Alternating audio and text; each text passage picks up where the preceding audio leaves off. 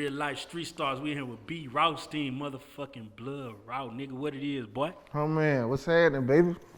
For all these niggas ain't knowing, deaf, dumb, stupid, living up under a rock, nigga. Tell these niggas where you from. Shit, I'm from Florida, bro. Specifically Panama City, Florida.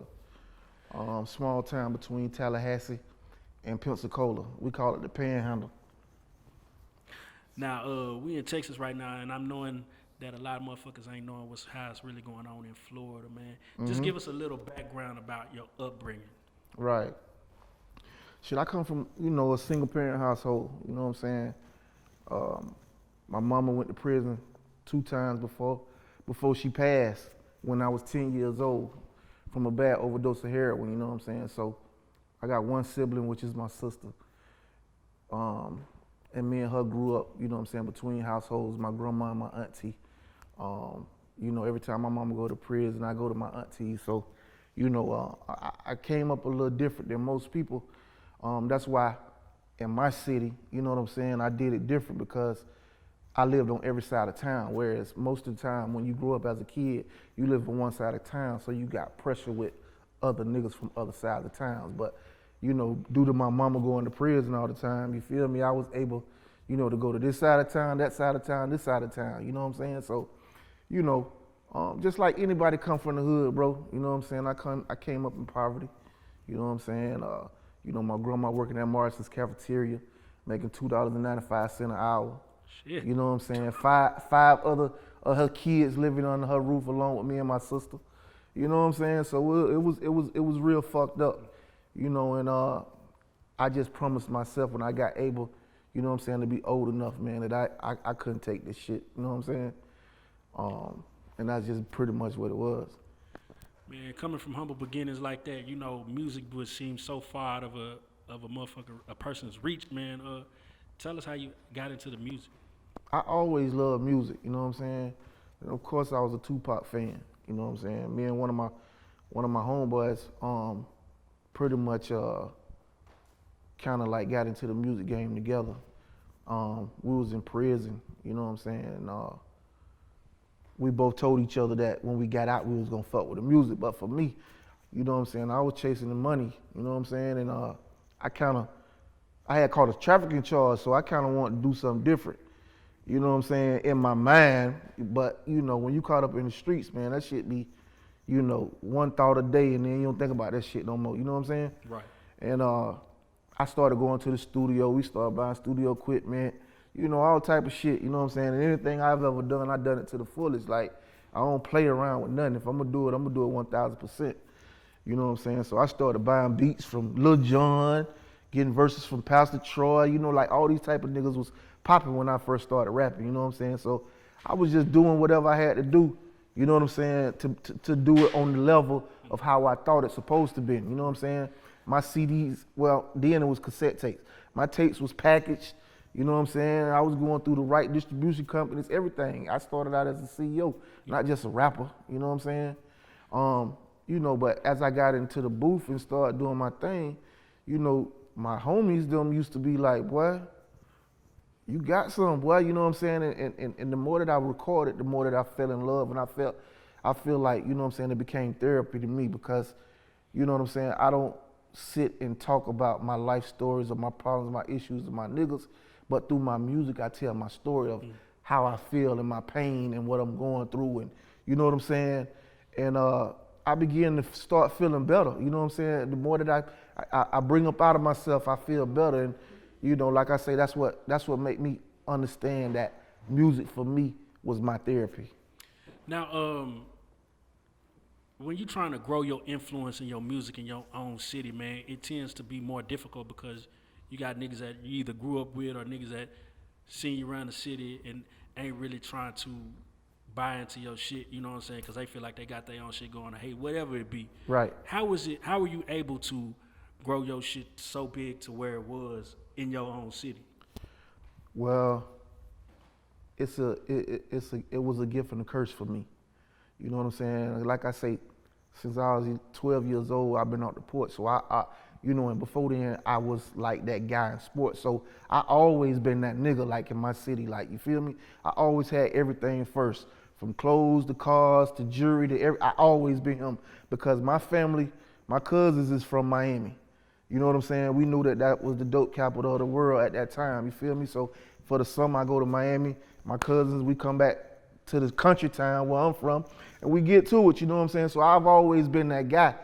So when I transitioned to music, you know what I'm saying? It was 30 niggas with me everywhere we go. We going to Florida Classic. We going to Homecoming in Tallahassee. All of us got cars, don'ts, everything back to back. So everywhere we go, we putting on. You know what I'm saying? And I ain't asking no DJ to play my music. You want to drink, my G? You feel me? Like, let me get your number, keep in contact. Like, I was politicking for real, like, you know what I'm saying? But by the time I got my situation, them 30 niggas turned to 4-5 niggas. Right. You know what I'm saying?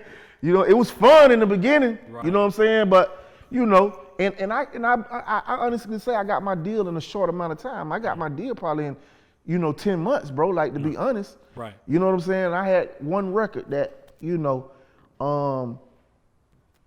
tell y'all a story real quick. I had one record called Represent, you know what I'm saying? And what I did was I named all the niggas in the city that was getting money. I put them niggas' name on the song. So, and it was marketing for me. Like, you feel me? I know that if I say these niggas' name, they gonna play the hell out this motherfucker. You know what I'm saying? And all they niggas gonna play the hell out this motherfucker. You know what I'm saying? Yeah. And that's what I did, but the song became so big in Florida, Alabama, and Georgia that I had a show in Dothan, Alabama. Jezzy had a show in Dothan, Alabama. He had the Streets Is Watching mixtape. I only had 2 songs, you know what I'm saying?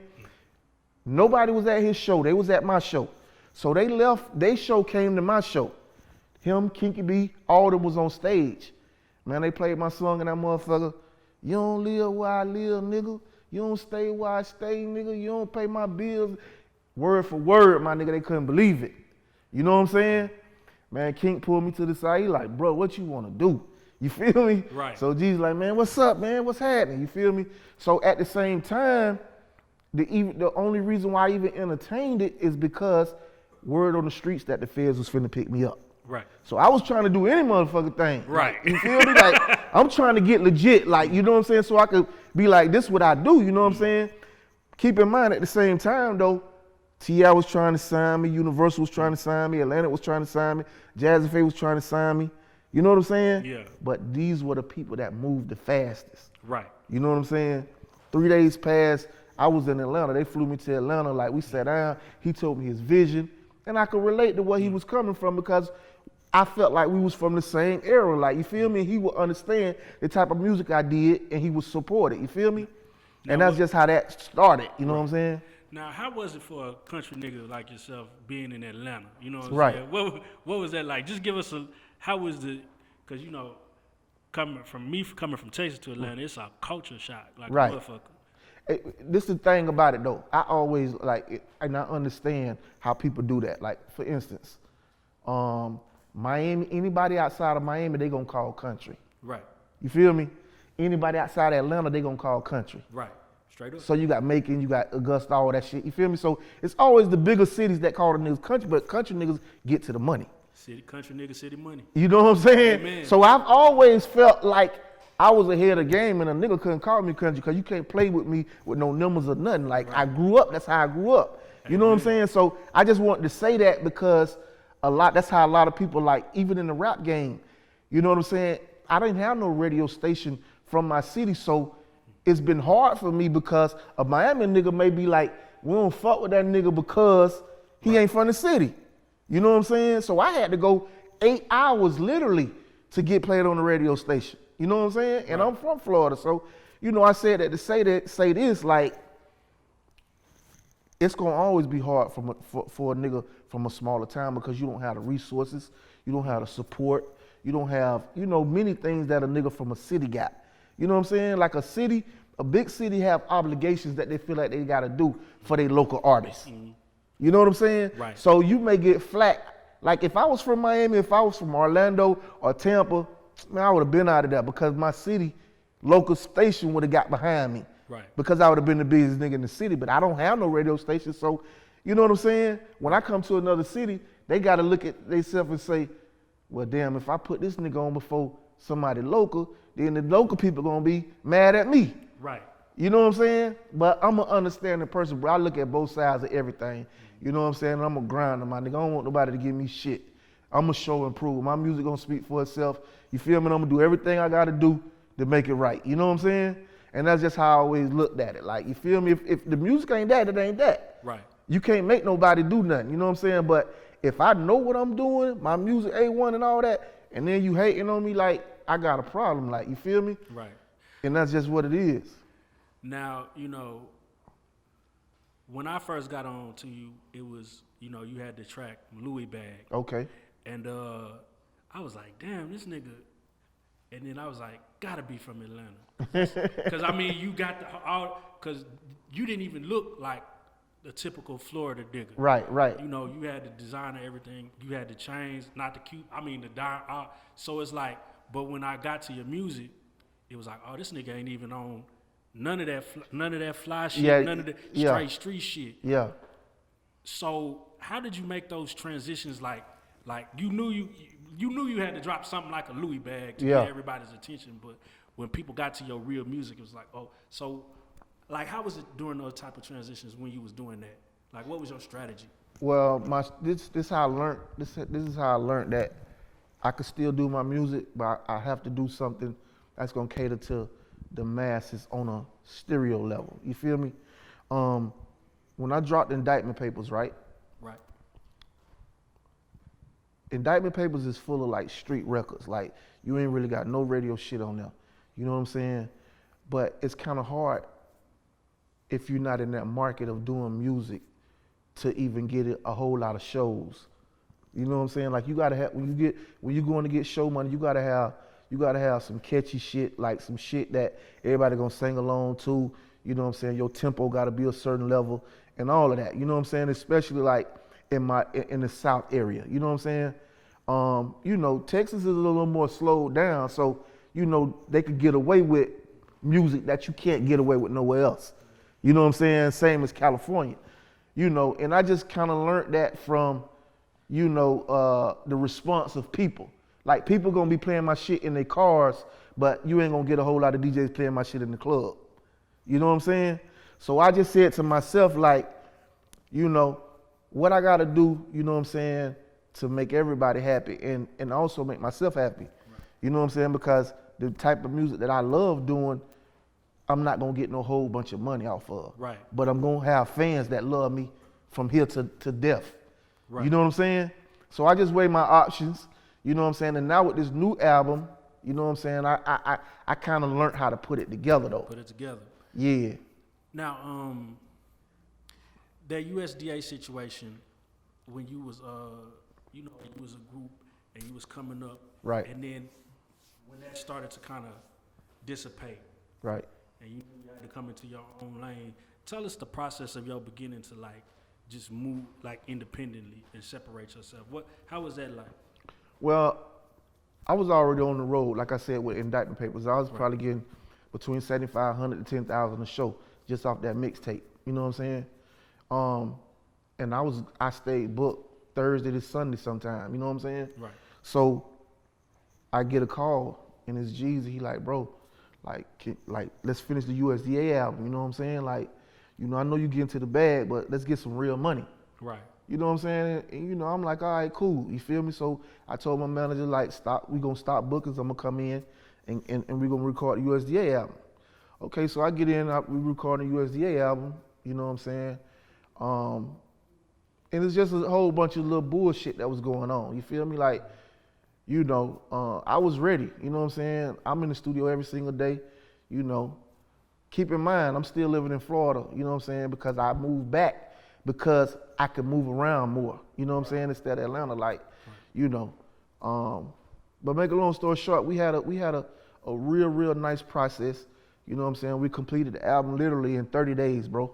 You know what I'm saying? Mm-hmm. We completed the album in 30 days. And keep in mind, you know, I had like 3 songs that was mine personally, right, that I put on the USDA album. Right. You know what I'm saying? We finished the album came out, and I had a tour set up for me and Slick, because USDA is really me and Slick. Right. You know, Jezzy is just like supposed to be presents USDA. You know what I'm saying? although he was on the songs, you know what I'm saying? But make a long story short, I had the tour set up with my partner, one of my partners who's a big promoter. He booked artists all over the world, like, you know what I'm saying? Whoever it is, he booked them, but he had the tour set up. So Jeezy called me, he like, listen, man, I'm gonna take y'all on the road with me, man. Y'all, we gonna get some real money. Like, you know what I'm saying? I know y'all wanna do y'all thing, but we gonna get some real money. Okay, so we do 1 show, that shit crazy. We do 2 shows, that shit super stupid. We do 3 shows, that shit crazy. And then some stop. Like it just stopped, you feel me? So I'm like, what's going on? Well, until recently, I always, you know what I'm saying? I know when shit ain't right, bro. Like, you feel me? And if I ask you 1 or 2 times and then it's still bullshit, I'm gonna do my thing. Like, I ain't finna wait around on nobody or nothing, bro. Like, I don't do that. You know what I'm saying? But until recently, I just found that, not recently, maybe like 2 years ago, you know what I'm saying? You know, his words was, don't book them nigga shows with mine no more. You feel me? Like, and I'm like, I'm saying, but I already knew that. I just didn't know them words. You know what I'm saying? I knew that he didn't want us to do shows with him no more. You feel me? And so I just, you know, I from that point on, you know what I'm saying? And we had an instance 2 or 3 times before then, but from that point on, I just said to myself, bro, like, I'm finna do my thing. Like, I ain't finna be waiting on no nigga, and I ain't finna be calling no nigga 1,000,000 times or none of that. Like, you feel me? So I just, you know, started doing my thing. And keep in mind, when we did the USDA album, I had just won my federal indictment, but I was on federal probation. Mm-hmm. Well, not probation yet, but I was going to court for my second federal case, which they picked me up 10 months later for a firearm. Right. You know what I'm saying? But T.I. was going through his shit at the time, and my lawyer brought that attention to the judge of basically saying, how the fuck T.I. getting a year and a day, and y'all trying to give my client 15 years. You know what I'm saying? He got all these guns. My client had 1 firearm, no fingerprints. He wasn't in the vehicle, no nothing. Right. You know what I'm saying? But because of my prior history, they were able to go back on my childhood criminal record. Right. So they wanted 15 years, no ifs, ands, buts about it. You know what I'm saying? So, you know, I just had a whole lot of shit going on, bro. Like, you know what I'm saying? And I didn't get no support from him, you know what I'm saying, when I was going through my case. So I'm basically like, I'm not feeling like family.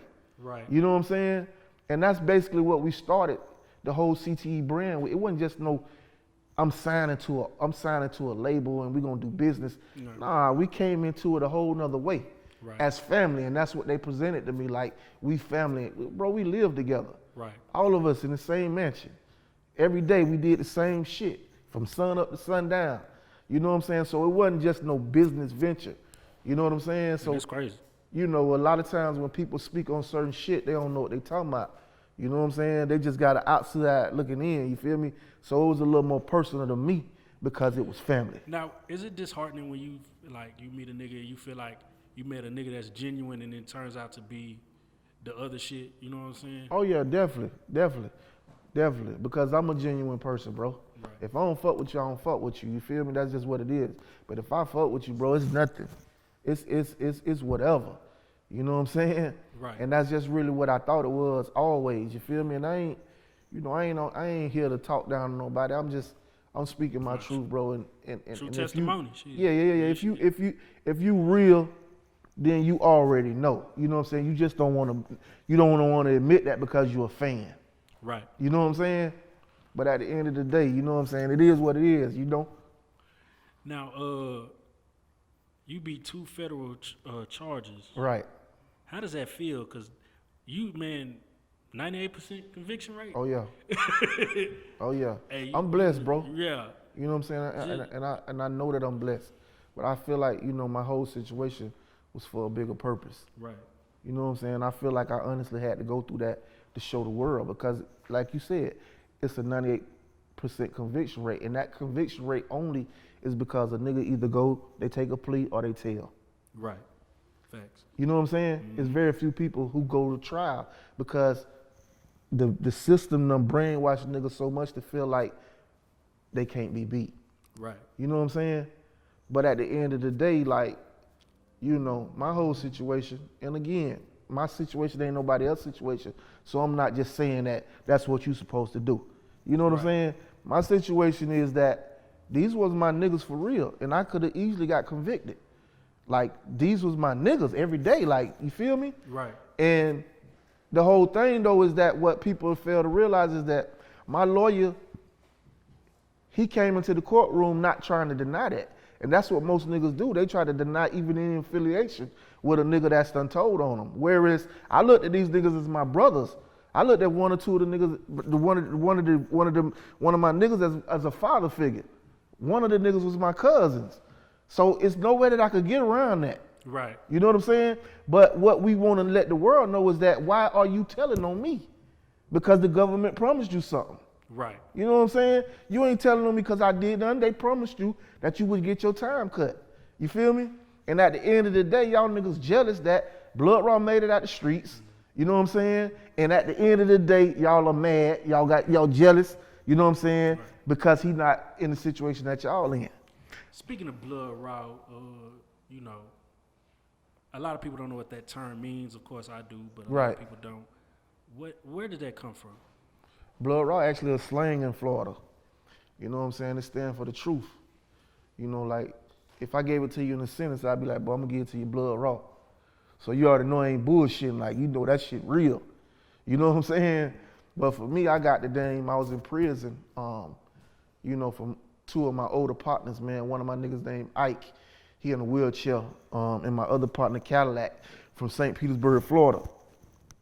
I used to rap, you know what I'm saying, you know, to my niggas and shit, you feel me? Just saying fly shit, real shit, you know what I'm saying? Nigga be like, boy, that shit BRaw. You know what I'm saying? And it kind of grew on me, and when I got out of prison, I'm just like, that's gonna be my name. Like, it don't get no realer than that, you know what I'm saying? I don't sugarcoat shit. It is what it is, so I'm BRaw, you feel me? And that's where that pretty much came from. Now, so tell me, what's the difference between BRaw and B. Rothstein? Straight up. B. Rothstein, the ladies, man. You know what I'm saying? B. Rothstein, the fly nigga, man. The nigga that, you know, the nigga in the foreign, you know what I'm saying? The nigga, the nigga with his jewelry on, you know what I'm saying? The nigga who, you know, just a raw nigga, you know what I'm saying? And BRaw is the more stable-minded cat, you know what I'm saying? He's still a Florida nigga, but, you know, he may be in the don't, you know what I'm saying? And, you know, just kicking it, you know what I'm saying? But to separate the two is just, it's like night and day, you know what I'm saying? B. Rothstein, the laid back nigga. BRaw is the more aggressive, the more open nigga, you know what I'm saying? Yeah. And, yeah. So, you know, as your progression comes, you know, as you grow and you come into different things. So, as B. Rothstein, do we still ride don't? Oh yeah, for sure. Okay. For sure. I'm a ride the don't before I ride the foreign. Oh, for real? It damn near 100 in that motherfucker. You know what I'm saying? The nigga with an average foreign pull up on that, it is what it is. You feel me? Yeah. I mean, you know, that's just the culture. You know what I'm saying? That's how I grew up. You know, if you ain't got a dunk in Florida, like, you know, you consider the lane. For real? Still like today? If you ain't riding on, like I hear, if you ain't riding on whatever, you feel me? Like, you know what I'm saying? It's just the culture. You feel me? Like, you know, it's gonna be a don't forever. Now, fast forward, because you took the little hiatus. Right. Fast forward to today. Yeah. What we working on? We got the new project, man, called Hush. Hush. You know what I'm saying? That's an acronym for hustle until something happen. Amen. Yeah, you know what I'm saying? That's pretty much why I been the last 5 years, because at the end of the day, bro, like, I kind of like almost gave up on my music, you know? Not in a bad way, you know what I'm saying, but for a good purpose. Like, you know, I had got to a place in my life where I enjoyed just being home with my kids, like not even leaving the crib. You know what I'm saying? Taking them on trips and picking them up from school and taking them to school, and you know what I'm saying? And just spending that time with them. And, you know, and I just kept getting messages all the time as I do now, like from my fans, like people with real life situations telling me like, listen, bro, like you changed my life, your music changed my life. Like, you feel me? Like the shit I was going through, my nigga, that shit helped me get through it. Amen. You know what I'm saying? I'm talking about from men to women to all type of stories you couldn't even imagine. You know what I'm saying? And I'm just saying to myself, like, you know, like, damn, my nigga, you know what I'm saying? Like, I gotta do something. But I also understand that, you know, God will sit you down sometime to get things into perspective. Amen. You know what I'm saying? And I always know, you know what I'm saying? And I always knew, you know, that it's gonna be a point of time in this music game, bro, where I'm on top of the game. You feel me? Like, but it has to be on his time. You know what I'm saying? And everything wasn't meant for me. That situation wasn't meant for me. It was a stepping stone. Right. You know what I'm saying? It's a testimony that I'm gonna be able to tell. You know what I'm saying? And you're gonna be able to take my shit from day one up until now and say, like, but ain't no flaws in this shit. Right. You feel me? It's been documented. You know what I'm saying? It's been put on paper and on video. You know what I'm saying? And you know, my whole thing is to the world and whoever listening, bro, is that it don't matter where you come from, no matter what you've been through, my nigga. If you believe in yourself, it may take a longer time, but if you believe in yourself, don't ever give up, my nigga. You gonna lose, listen, you gonna lose motherfuckers who you thought would be with you forever, my nigga. You know what I'm saying? I'm talking about, bro, I done lost everything known to man. You know what I'm saying? Everything material, the family members to my family. You know what I'm saying? Right. But one thing I'll never do is give up on me. Amen. Now that you know, the type of music that you do. Right. In the current state of the game is filled with more antics, more gimmicky. You know, this is probably the most getting away from the music it's ever been. Right. Do you feel like there's a space for the real nigga still in this? Oh yeah, I do. You know what I'm saying? I do. I feel like it's always a space for anything that's real. You know what I'm saying? I think that it just has to be presented on that level. Right. Like I got to get into them rooms. I got to get into that wave. Right. You know what I'm saying? You know, when I hear niggas be like, it's a young nigga world, that's cool. That's cool. But guess what? If a young nigga listen to me one time, they gonna get a whole nother perspective on life.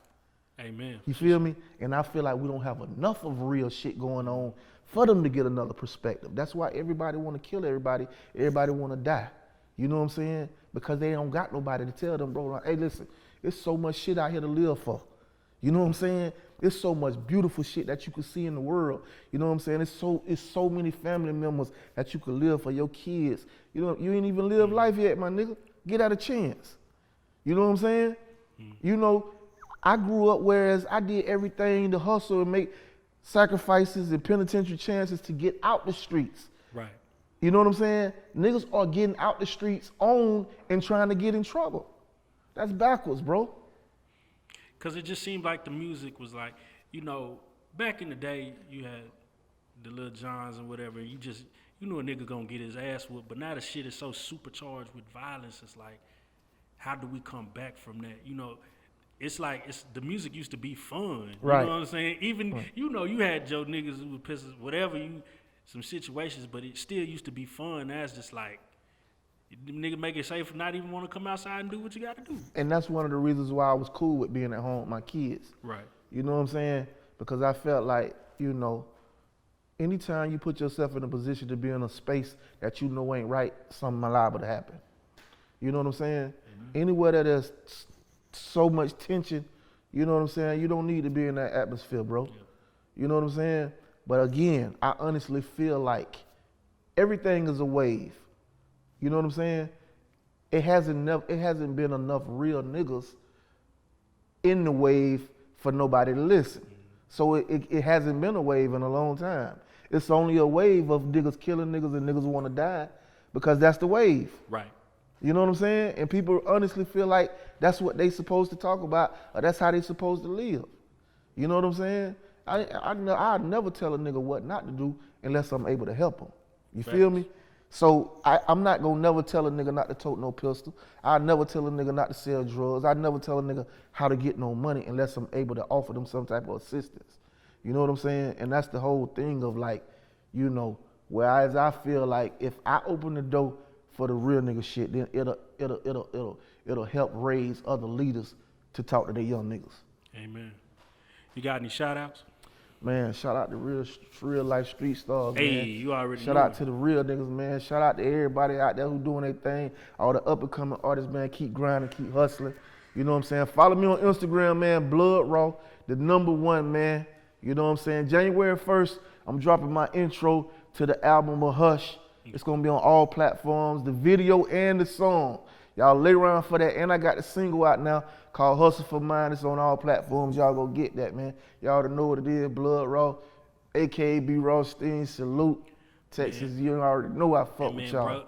Man, Shay, brother, if you know like I know, y'all niggas will tap in with my nigga. Yeah. BRaw Steen, one of the hardest niggas out. And he giving it to you, that real street shit, that uncut, unedited.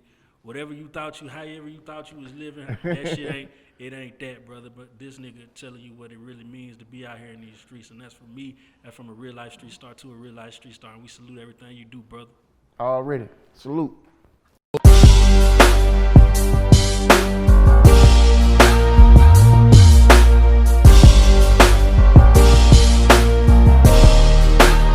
Shout out Reallyfe Street Stars, nigga. Move it. Hey.